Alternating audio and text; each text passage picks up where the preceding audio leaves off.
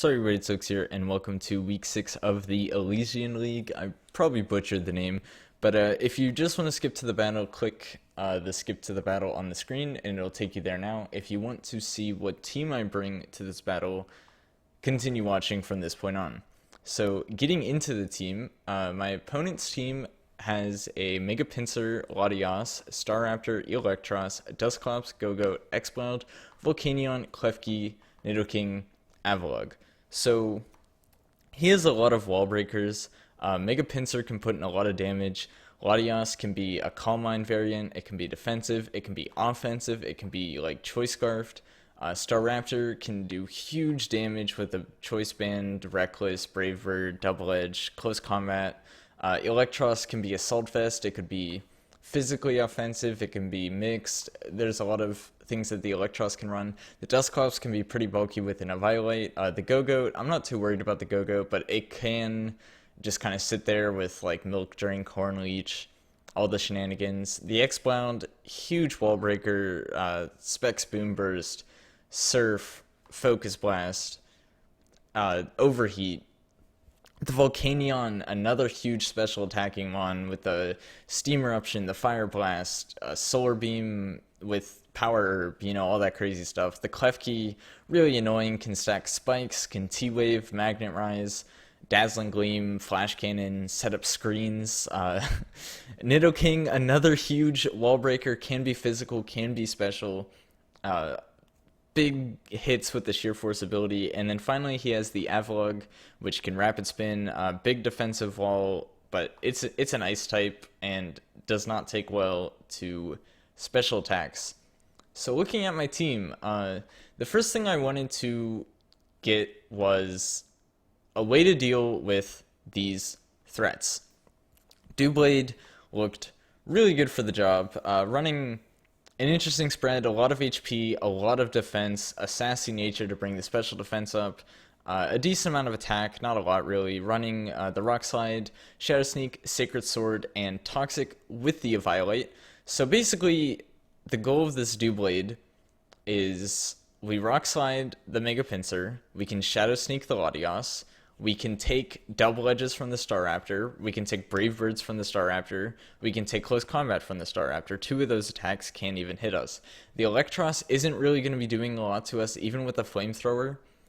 The Dusclops can be an issue, but we're running the Toxic. The Gogoat is not going to be able to hit us with like normal attacks. Its grass attacks are going to be doing nothing. We can Toxic that. The Exploud, Boom Burst is not doing that much. Overheat can do a decent amount, but we do have a way to deal with that. The Volcanion can do a lot to us with the Fire Blasts, but if needed, like we might be able to take a hit depending on what he goes for and like Rock Slide it, who knows. The Nidoking, we can take some decent hits from the Nidoking, maybe not Specs Earth Powers, but we can definitely take some Earthquakes. And then the Avalugg I'm not too worried about. We can just Toxic that, we can Sacred Sword it, we can Rock Slide, we can do whatever to that. So this is pretty much just a way to deal with a lot of the mons on his team. Obviously, it doesn't beat everything, but it can deal with a lot. Now, the biggest issue with this Doublade is it doesn't have recovery, and I'm not bringing Wish Pass. So the Doublade can get worn down, so we have to play carefully with it. Next up, we have... My mouse is getting all over the place. We have the Raichu. Now, the Raichu is good because it outspeeds the Mega Pinsir and does not take a lot from a quick attack. He needs like a +4, maybe +6 quick attack to knock us out from full. And our Thunderbolt knocks out the Mega Pinsir all the time. So if he starts to set up with the Mega Pinsir, we can Thunderbolt, we can Volt Switch. Really good at taking on the Mega Pinsir. It also outspeeds the Staraptor. So if he's not Scarfed, we can hit the Staraptor with Thunderbolts. He really has no switch into a Thunderbolt except Nidoking and the Latias, but we do have the HP Ice for the Latias and the Nidoking, and we can Volt Switch out on those things. The Dusclops also takes hits relatively well, so if he goes into Dusclops, we'll just have to switch out. I'm running Max Speed Timid to Speed Tie with the Latias and outspeed everything on his team that isn't Scarfed, which is nice. This also absorbs Thunder Waves from the Klefki, which is pretty important because I feel he's going to bring Thunder Wave to try to stop setup spam from my Charizard X or whatever. And you will see as the team goes on, we do have two other status absorbers. Spoiler alert, we're not running Moxie Heracross. But yeah, that's the set I'm running. Life Orb just to get some extra damage. I considered running Expert Belt to not get worn down, but it didn't really matter. And Fake Out just in case it's needed.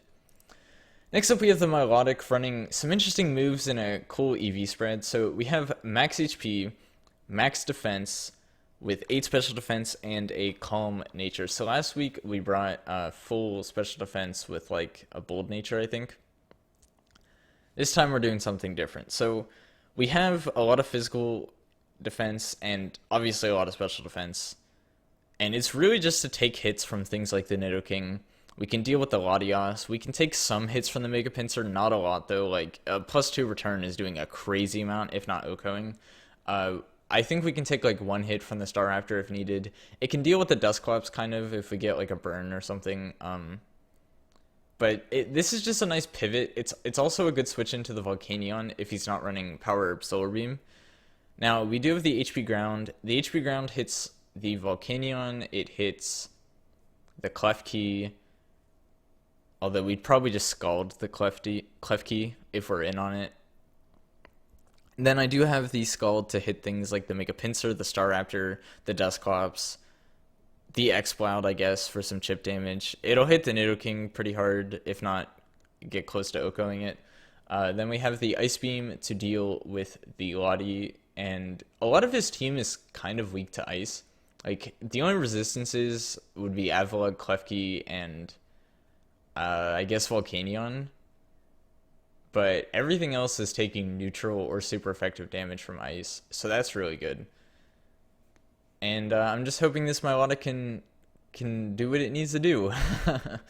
So next up we have the Choice Scarf Guts Adamant Heracross. We're running enough speed to outspeed a Scarf Volcanion. The rest just put in HP and defense is just kind of filler with the Adamant nature, as I said. Choice Scarf because we can outspeed the Lati and destroy it with a Mega Horn. We can get quick attacked by the Pinsir, which kind of sucks, but we outspeed the Staraptor if he's not Scarfed, and we can like knock off an item. The Dusclops we can knock off an Eviolite, the Eelektross we can knock off a potential Selfest. The Gogoat is not taking close combat, it's not taking a Mega Horn. The Exploud is not taking close combat. We outspeed with the Scarf and knock out the Exploud. The Volcanion is not taking anything really well. The Nidoking's not taking Earthquakes. So this is just really good. Like if he doesn't run certain Scarf mons, this Heracross is gonna switch in and just do dents. It's gonna dent things. And we do have the Guts, so it's another status absorber. If he's T-waving with the Klefki, you know, I can switch it in. I don't want to lose the speed, but like if I need to switch something in on a T-wave, then I have this, because my next mon does not want to get T-waved. My plan with Charizard is to be pretty offensive very early. Normally Charizard would be a late game sweeper. I want to put dents in his team early. As many as I can. We're running the Jolly Nature to speed tie the Staraptor before Dragon Dance. We do have the Dragon Dance, we have the Flare Blitz and the Dragon Claw. Flare Blitz and Dragon Claw hit everything on his team either neutrally or super effective. I did kind of want to run the Earthquake to hit things like the Volcanion, the Nidoking, and the Klefki super effective. However, I felt the Roost would be good for longevity just because I'm going into this game with the mindset of being aggressive with my Charizard X. We have the Blaze ability before Mega Evolution. It's just there. We're probably not going to use it. But, you know, you never know. Next up, we have the Crobat, which we're running a semi-defensive Crobat. We have enough speed to outspeed the Latias. We have the U-turn, so this rounds out my Volturn core. I have the Volt Switch with the... what is that thing called? The Raichu, and the U-turn with the Crobat. Both of those mons are very fast, so we can get those quick Volt Switches, quick U-turns into my mons like the Heracross or the Charizard X to punch holes in his team. We just have the Brave Bird as kind of coverage. This Crobat gets shut down by like an Avalugg or the Klefki. I was considering running Toxic, but I have the Toxic on the Doublade, and I figured probably not going to need it. I'd rather have U-Turn over Toxic. I have 248 HP just to have an odd number of HP for Stealth Rock switch-ins. We have, as I said, enough speed to outspeed the Latias and his entire team if they are not Choice Scarfed, and just the rest intact with an Adamant Nature, just for Brave Birds to do a bit more damage. So yeah, that's my team. The game plan is sponge hits with the Doublade, the Milotic, and maybe a few things with the Crobat, and then just kind of Volt Turn between my Raichu, Crobat into my mons like the Heracross and the Charizard. Hopefully it goes well. I have not battled yet, but the battle will come up in a second, so good luck to me. Moving right into the battle, he has pretty threatening team, but there's no Mega Pinsir, so I'm pretty confident in the team I brought. I'm figuring I'm going to lead with my Charizard X and try and get damage off as fast as possible, so let's get right into it. So he leads with the Nidoking. Now here I'm kind of thinking it's a 50-50. He could Earth Power on my Mega Evolution and clean knockout. If he's Scarfed, he would outspeed. So I decided to Dragon Dance non-Mega. Now I found out later that I wasn't supposed to not Mega Evolve, if that makes sense. Like, I had to Mega Evolve on the first turn, but it ended up not mattering because he goes for the Sludge Wave, which does about 70%. Now, revealing that he is not Scarfed, I can safely go for the +1 Dragon Claw and knock out the Nidoking, which is big threat out of the way turn 2. He goes in the Klefki, I go Raichu, get the special attack raise. I go for the Thunderbolt just to get some damage as he switches into the Assault Vest Eelektross. Now I go for the Volt Switch here just to get a bit more damage, bring him down to 54%, which is pretty nice. I go into the Heracross, and he knocks off my Choice Scarf. Now I could knock him out here with a close combat, but instead I go for a knockoff, getting rid of the Klefki's leftovers. He spikes as I go for an Earthquake, which does a very large amount of damage. Now predicting him to switch into one of his ground resists, I go for a knockoff. He does stay in though and spikes again, which is fine because I do have the defog in the back, and then I knock out the Klefki with an Earthquake. He goes for the Latias, and I figured I would just knock off. I could have knocked him out with Mega Horn, but I didn't want to miss, and getting rid of the Latias' leftovers is pretty nice. Now I go into my Crobat, and I go for the defog, getting rid of the spikes. He goes for the Thunderbolt and does get the Paralysis, which kind of matters, but at the same time it doesn't because I am able to live the Dragon Pulse with 1% HP. I don't get paralyzed, and I get the U-turn off, knocking out the Latias.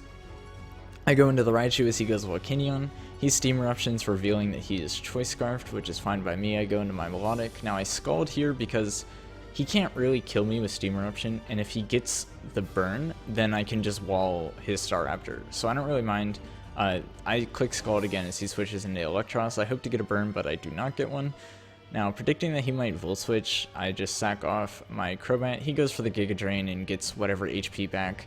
Now, I know that I outspeed, so I can go into my Charizard X, get the Roost. He goes for the Drain Punch, which does pretty much nothing, and I know I can take any hits, so I go for Dragon Dance, which essentially outspeeds everything on his team except for a Scarf Staraptor. I Speed Tie. Now here we're going to find out, as I go for the Dragon Claw, that I either won a Speed Tie or he wasn't Scarfed.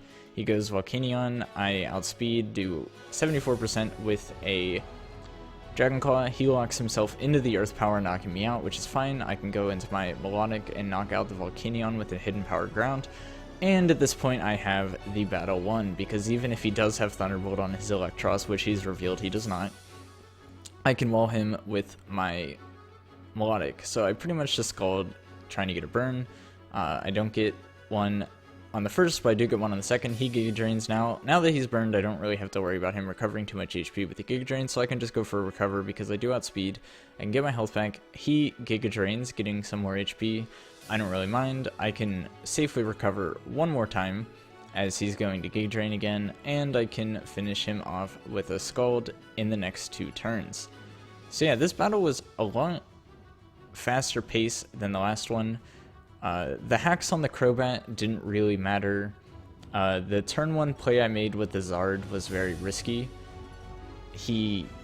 If I was forced to Mega Evolve, and he went for the Sludge Wave, it would have happened the same way either way. So that didn't really matter. However, he could have knocked me out turn 1 with the Zard. So that was a little risky. The battle definitely would have been different if he played his Nidoking differently and knocked out my Zard, or if he saved his Nidoking. He probably safely could have gone Klefki there, and I was thinking that, but I figured I wouldn't really risk anything. And yeah, the battle went pretty well in my favor. I think the team I built really did what I was expecting it to, except the Doublade. The Doublade probably didn't get used as much since the Mega Pinsir was not brought. The Doublade didn't even get sent in battle, but yeah, that's about it for the battle. Much faster than last week, so hopefully you guys enjoyed. I'll see you guys next time. Okay, thanks, bye.